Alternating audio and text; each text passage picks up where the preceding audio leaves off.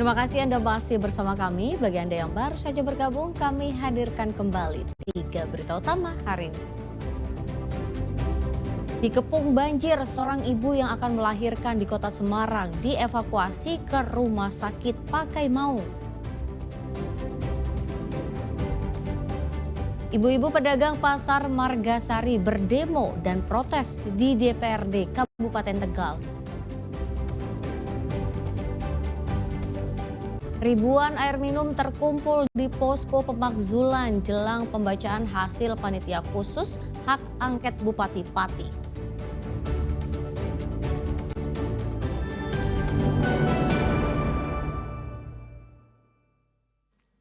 Ya, hari ini akan digelar paripurna panitia khusus hak angket pemakzulan Bupati Pati Sudewo. 3.000 personel lebih disiagakan. Sehari sebelumnya, ribuan personel gelar apel di lapangan Brimob Pati. Selain dari Polres Pati, ada bantuan anggota dari Polda Jawa Tengah. Rencananya nanti 2 kubu dari masa pro dan kontra akan hadir di DPRD Pati saat paripurna pansus digelar. Polisi mengatur sejumlah strategi untuk menghindari konflik atau provokasi yang bisa saja terjadi. Kehadiran 2 kubu ini tentu kita antisipasi dengan menempatkan konsentrasi titik dari tempat yang berbeda. Ya.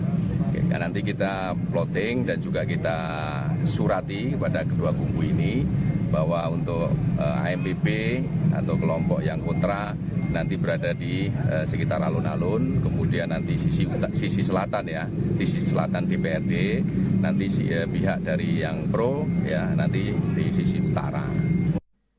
Sementara sejak kemarin ribuan kardus air minum terkumpul di depan posko masyarakat Pati Bersatu, tepatnya di Pendopo, Kabupaten Pati. Air mineral ini tak datang dari penggalangan dana, tetapi pemberian warga Pati untuk aksi hari ini. Sesuai jadwal, rapat paripurna hari ini akan menyimpulkan hasil pansus hak angket pemakzulan Bupati Sudewo.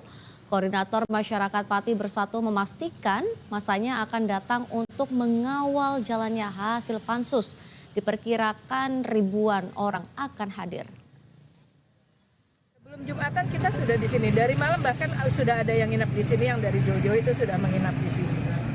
Bu, untuk update ini Bu, donasi kan memang tidak menggalang donasi ya? Tidak, kita tidak menggalang donasi. Alhamdulillah dari masyarakat sendiri yang memberikan bantuan sampai hari ini sudah ada sekitar 1.000 air mineral. Ada snack juga gitu. Jadi kita tidak buka donasi sama sekali. Ini ngakunya dari mana Bu? Banyak ya, dari selatan ada, dari timur ada, dari Juwana, kemarin dari Margoyoso, itu hampir masyarakat membantu kita. Mungkin sejauh ini udah ada terkonfirmasi Bu yang ikut data. Kalau suratnya kan 1.000 sampai 2.000 orang. Apakah nanti bisa lebih? Kemungkinan bisa lebih. Informasi berikutnya, Menteri Sosial Saifullah Yusuf dan Menteri Pendayagunaan Aparatur Negara dan Reformasi Birokrasi Rini Widiantini meninjau aktivitas para siswa Sekolah Rakyat Semarang. Sekolah rakyat di Kota Semarang saat ini menempati gedung aset, gedung dan tanah milik Kementerian Tenaga Kerja. Sekolah Rakyat Terintegrasi Semarang mendapat kunjungan dari Menteri Sosial Saifullah Yusuf dan Menpan RB Rini Widianti. Kedatangan kedua menteri ini untuk melihat langsung proses belajar mengajar dan aktivitas siswa di sekolah. Ada 2 jenjang pendidikan sekolah yang menempati aset milik Kementerian Tenaga Kerja ini, yakni tingkat SD dan SMA. Dalam kunjungannya, kedua menteri sempat melihat dan merasakan asrama para siswa yang dilengkapi dengan pendingin ruangan serta berinteraksi dengan para siswa. Sekolah Rakyat Terintegrasi Semarang ini telah beroperasi sejak September 2025. Sekolah ini merupakan salah satu dari 166 sekolah yang beroperasi di berbagai wilayah di Indonesia. Tentu penyelenggaraan sekolah rakyat ada dinamika, terutama di awal-awal belajar masuk MPLS itu banyak dinamika. Untuk ada yang sekolah dasar untuk anak-anak semua yang ini perlu empati, perlu kesabaran ya. Tapi kepala sekolah, guru, terus juga kepala balai, jajaran yang mendukung sehingga harus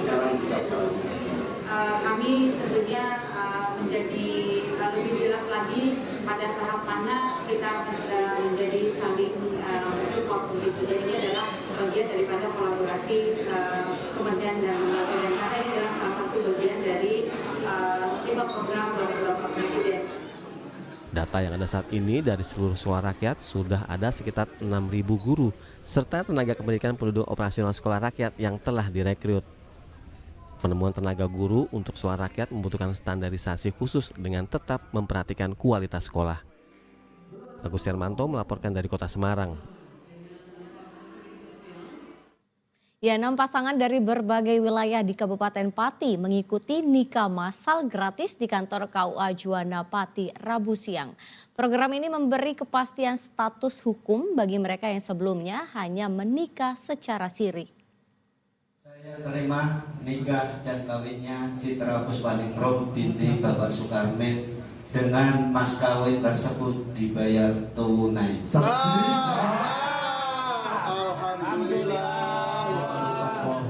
Wajah lega dan senang terpancar dari mempelai pria Edi Wibowo.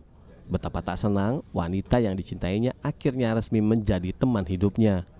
Edi Wibowo dan Citra Puspaningrum kini sah tercatat negara sebagai pasangan suami istri. Selain Edi dan Citra, ada 5 pasangan pengantin lain yang juga ikut dalam nikah massal gratis yang digelar di kantor urusan agama Juwana Pati. Program ini merupakan bagian dari peringatan Hari Santri tahun 2025 yang diselenggarakan oleh KUA dan MWCNU Kecamatan Juwana. Dalam nikah massal gratis ini, panitia memberikan fasilitas lengkap mulai dari pencatatan nikah, imunisasi di puskesmas, hingga pemberian mahar sebesar Rp500.000. Dan tujuan program ini untuk melegalitaskan pasangan yang sudah nikah siri agar sah secara hukum negara. Sudah nikah tapi masih siri belum resmi, dan dengan adanya ini alhamdulillah sangat membantu. Harapannya Mas seperti apa? Ya semoga untuk pasangan yang lainnya bisa menyadari untuk resmi secara agama ataupun secara negara. Masyarakat yang selama ini sudah menikah tapi belum mempunyai buku nikah. Yang nikah siri Pak ya berarti? Ya bahasanya karena nikah siri. Ya Pak, mungkin untuk fasilitas yang disediakan dari MWC sendiri apa aja Pak? Pastinya adalah gratis, artinya untuk pencatatan, kemudian imunisasi di puskesmas yang itu merupakan wajib. Bahkan kita memberikan mahar kepada calon pengantin sebesar Rp500.000. Sesudah akad nikah di kantor KUA Juwana, para pasangan melaksanakan resepsi secara sederhana di kantor aula. Arif Nur melaporkan dari Pati. Ratusan pencari kerja Rabu siang menghadiri job fair di Balai Kota Solo. Para pencari kerja yang baru lulus kuliah mengaku saat ini sulit mencari kerja karena perusahaan mencari yang berpengalaman. Ratusan wajah-wajah muda dengan semangat bekerja yang menyala, antre dan memenuhi job fair yang digelar di Balai Kota Solo. Mereka datang dengan harapan dapat diterima dan bekerja di perusahaan yang mereka inginkan. Berbekal informasi melalui internet, para pelamar mempersiapkan dokumen kelengkapan diri agar dapat lolos seleksi. Sebagian pelamar adalah mahasiswa yang baru lulus kuliah. Namun fresh graduate jadi dilema karena perusahaan terkadang mencari orang yang sudah berpengalaman. Belum lulusan?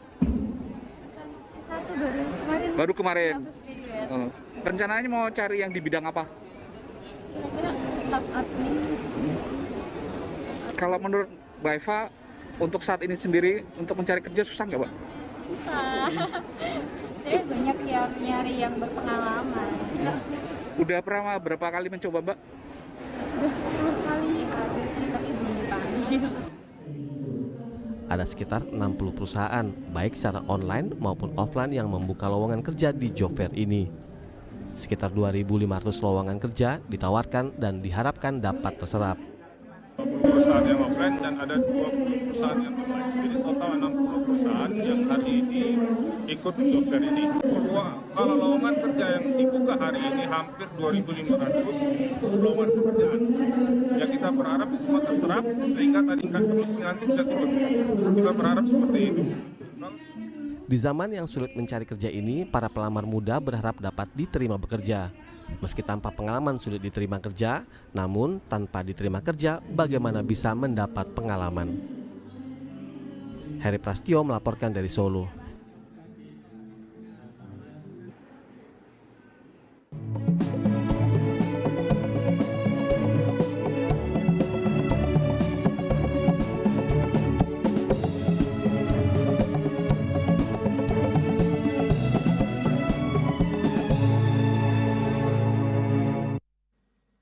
Ya, informasi tadi mengakhiri jumpa kita di Berita Jateng. Jangan lupa pastikan Anda subscribe channel YouTube Liputan 6 SCTV Daerah.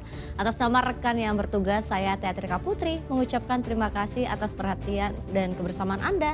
Selamat beraktivitas dan sampai jumpa.